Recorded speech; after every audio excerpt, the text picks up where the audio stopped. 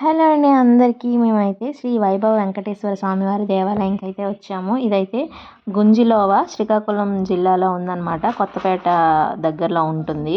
So ఈ గుడికి అయితే నేను రావడం ఇదే ఫస్ట్ టైము. దీన్ని గుంజిలోవ అంటున్నాం కదా, వీళ్ళు సందర్భానుసారం అలా మాటల ప్రకారము గుంజిలావ అని కూడా అంటూ ఉంటారనమాట ఈ ఊరి పేరు.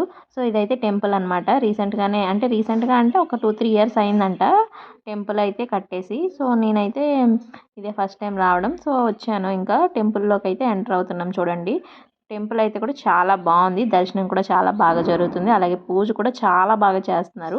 మనం ఎంతెంతో దూరం వెళ్ళి తిరుపతి వరకు వెళ్ళి స్వామివారిని ఒక్క 5 నిమిషాలు కూడా చూడడానికి, ఒక్క నిమిషం కూడా చూడడానికి అవకాశం ఉండదు. అలాంటిది ఇక్కడ మనకి సేమ్ స్వామివారు అయితే అలానే ఉన్నారు. దేవుడు ఎక్కడున్నా దేవుడే, మన మనస్తే మనం మార్చుకుంటూ ఉంటాము. సో పూజ అయితే చాలా బాగా, చాలా ప్రశాంతంగా జరుగుతుంది. ఎన్విరాన్మెంట్, గుడి చుట్టుపక్కల ఉన్న వాతావరణం కూడా చాలా బాగుంది. మొత్తం పల్లెటూరు అనమాట. పల్లెటూరులో పచ్చని పంట పొలాల మధ్యలో ఇలా స్వామివారు అయితే కొలువై ఉన్నారు. ఇక్కడ నిజంగా మనసు చాలా ప్రశాంతం అనిపించింది. ఇంకా టెంపుల్ మొత్తం వ్యూ అయితే ఇదనమాట, బ్యాక్ సైడ్ వ్యూ ఇదంతా కూడా.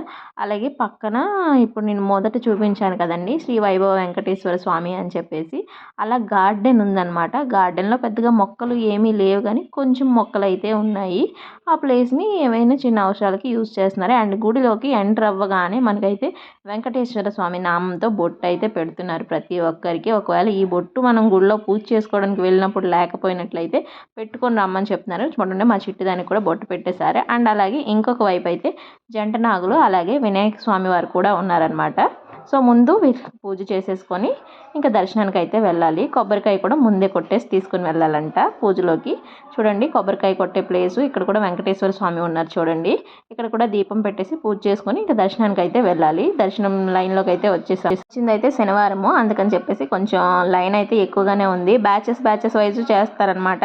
పూజ అయితే మొత్తానికి 1 గంట అయితే పడుతుంది. మంచిగా గోత్రనామాలు చదివేసి మొత్తం అభిషేకం అన్నీ చేస్తున్నారు, అర్చన గట్రా. యాక్చువల్గా ఇప్పుడు మనం ఏ టెంపుల్కి వెళ్ళినా ఫొటోస్, వీడియోస్, అసలు మొబైల్స్ కూడా అలౌ చేయట్లేదు. అందుకని చెప్పేసి నేను కొంచెం దూరం నుంచి ఫస్ట్ తీస్తుంటా. ఏ గుడికి వెళ్ళినా కూడా ముందు అక్కడ ఏమైనా బోర్డ్స్ ఉన్నాయో ఏమైనా చూస్తాను, ఉంటే ఇంకా ఫోన్ అయితే దాచేస్తాను అనమాట.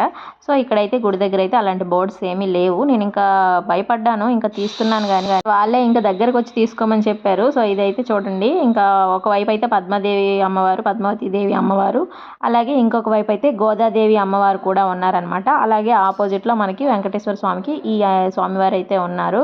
గరుడల్వార్ అంటారు కదా, ఆ స్వామివారు అనమాట. సో ఇలా అయితే మా పూజ అయితే కంప్లీట్ చేసేసుకొని ఇంకా మేమైతే బయటకు వచ్చేసాం. వీడియోకి ఒక లైక్ ఇచ్చి సబ్స్క్రైబ్ చేసుకుని వెళ్ళండి.